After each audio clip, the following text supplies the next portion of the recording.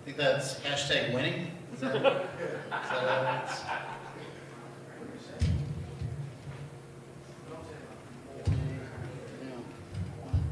Not quite what I wanted to do, but that's okay. It's gonna have to be that way.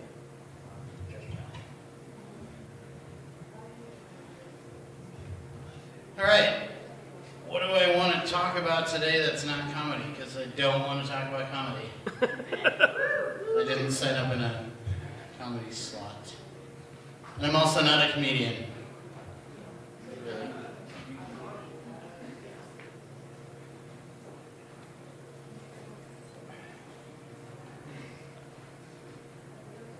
Stories.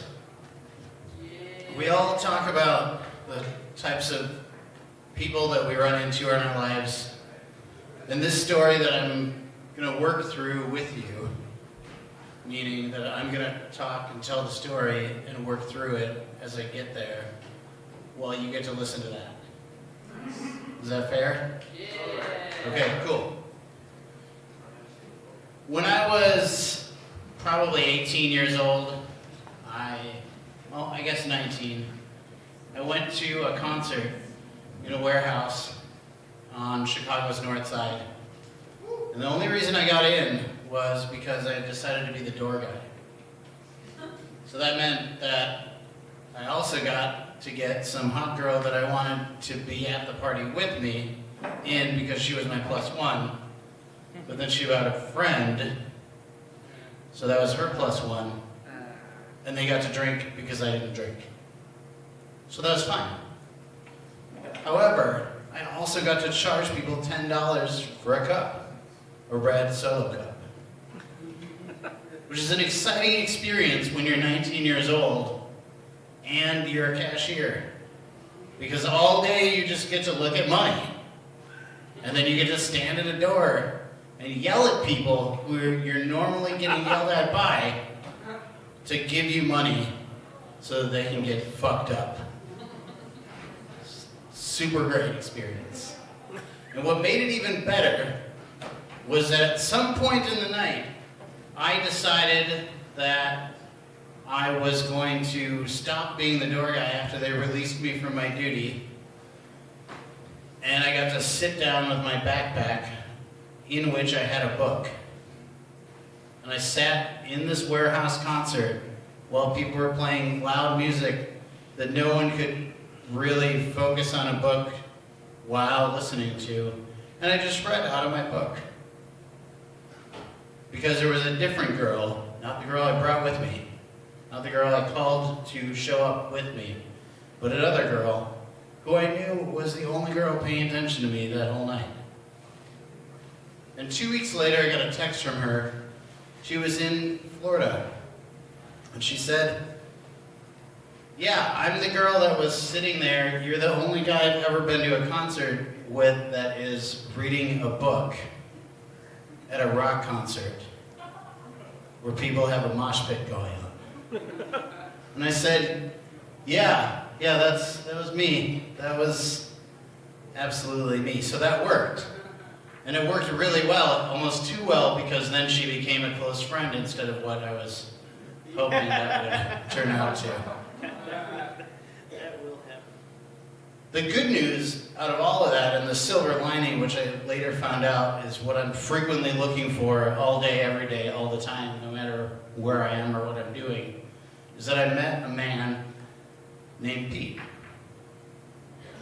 And I talked about a different Pete before, but this is not that Pete. This is Pete Wolf. And I'll never forget the first time that I met Pete, which was the second time I saw Pete at his show in Rogers Park, Chicago, Illinois.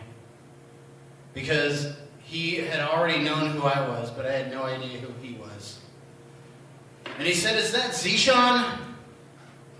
Which contextually makes sense because Zishan's my oldest brother and had been sharing poetry and running open mics and shows by that point for 8 or 9 years in the city of Chicago.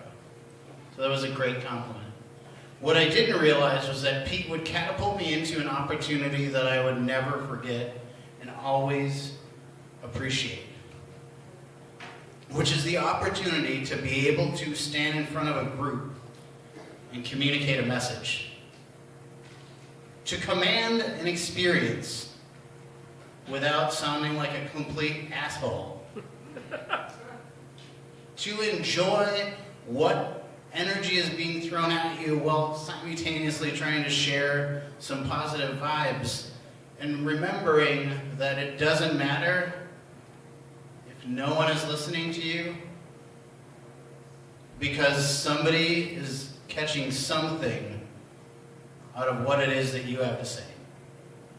And hopefully, whatever it is that you're sharing with them, however treacherous or however painful in some ways, helps them to solve something, because in most cases, it's helping you solve whatever issues you're trying to weather or tarry or get through or discover or balance.